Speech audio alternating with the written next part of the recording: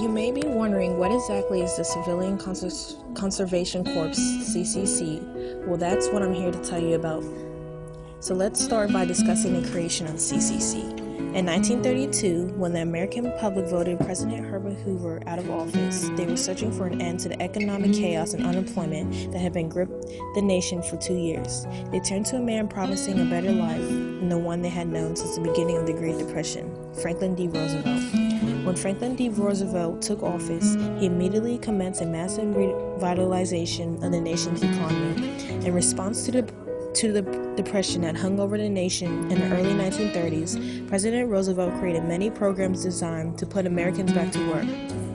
Roosevelt was not interested in the dole. He was rather to preserve the pride of American workers and their own ability to earn a living, so he concentrated on creating jobs. In his first 100 days in office, President Roosevelt approved several measures as part of his New Deal, including the Emergency Conservation Work Act, ECW, better known as the Civilian Conservation Corps, CCC. With that action, he brought together the nation's young men and the land in an effort to save them both. Roosevelt proposed to recruit thousands of unemployed young men, enlist them in a peacetime army, and send them to battle the erosion and destruction of the nation's natural resources.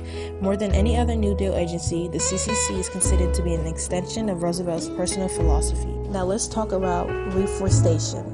The CCC, also known as Roosevelt's Tree Army, was credited with renewing the nation's decimated forest by planting an estimated 3 billion trees from 1933 to 1942. This was crucial, especially in states affected by the Dust Bowl, where reforestation was necessary to break the wind, hold water in the soil, and hold the soil in place. The CCC's reforestation program was responsible for more than half the reforestation, public and private, accomplished in the nation's history. To be eligible in the U.S., you had to be a citizen only. Other standards were set by the ECW, which there was physical fitness mandatory because of the hard physical labor required.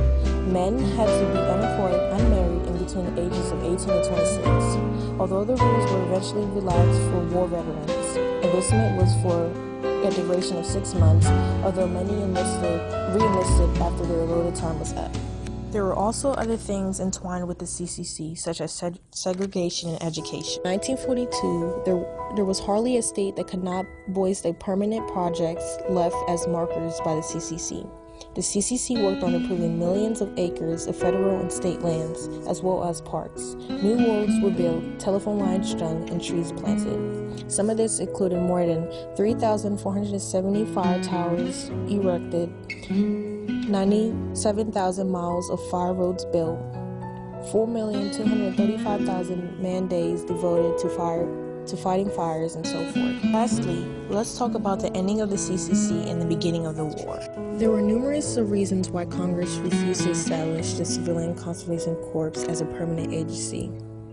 But failure to recognize the organization's success was never a debate topic. In year 1939, there were major challenges that brought about the struggle with internal problems brought on by changing conditions in both the United States and Europe. The potential war in Europe was later recognized. Storm clouds were forming that positively affected the United States economy. The president's Lend-Lease program made jobs more plentiful in the armaments industry, and applications for the CCC declined. Also, in 1939, Congress authorized the Federal Security Agency, FSA, to consolidate several offices under one director. The CCC lost its status as an independent agency. Congress added $50 million to the CCC appropriation, and the Corps remained at its current strength of about 300,000 enrollees. As one can see, the CCC has greatly contributed to the advancement of our environment today. The Civilian Conservation Corps was one of the most successful New Deal programs of the Great Depression. It existed for fewer than 10 years, but left a legacy of strong, handsome roads, bridges, and buildings throughout the United States.